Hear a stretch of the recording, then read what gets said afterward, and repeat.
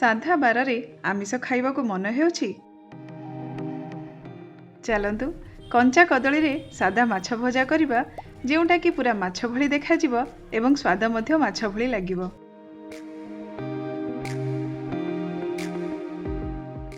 सेथिपई कंचा कदली रो मुंडी को काटी लंबारे 2 फाळ करी काटी नेबा। एहार चोपा गुड़िक परिष्कार करी छड़ाई नेबा।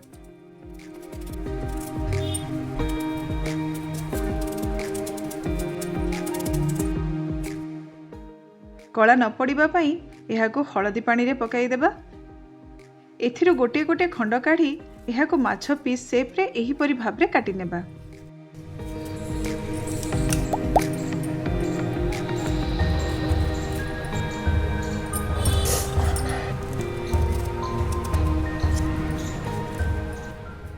सब पीस गुड़िक साइज कला परे एहाकु पानी रु बाहर करनेबा। आमर भेज माछ पीस रोषेई में प्रस्तुत।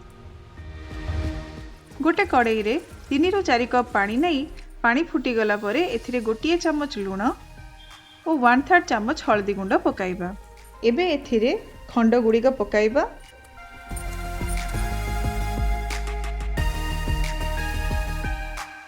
एहाकु घोड़ाई सिझिबा पई 5 मिनिट छाड़ी देबा। एबे 5 मिनिट हेई गलानी।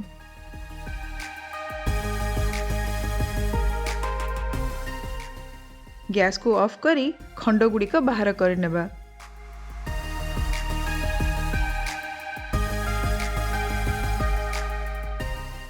पीस उपरर कोटिंग पई नेबा 3 टेबलस्पून मैदा,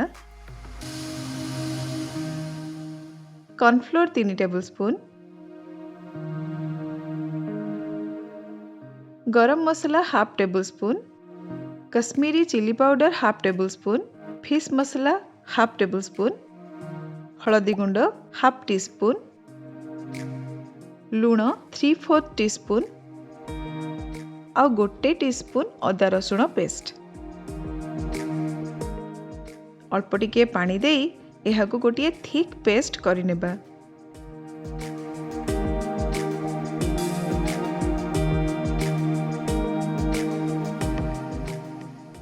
देखि नेबा जेमिति किछि गोटालिया रही न जाए।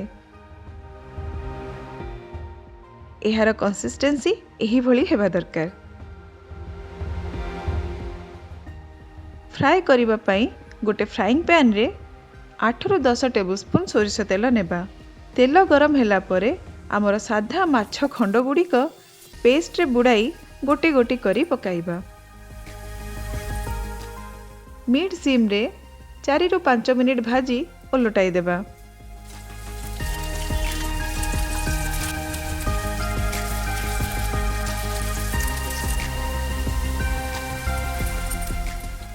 गोल्डन ब्राउन कलर हे गले एगुड़िक काढ़ी नेबा।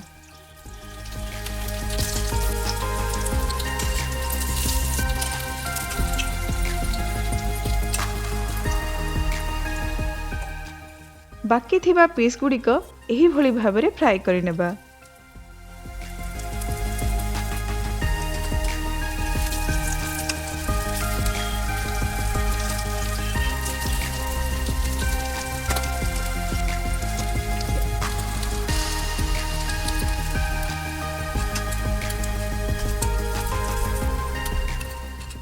एबे हमर गरम गरम साधा माछ भजा खाइया पई रेडी।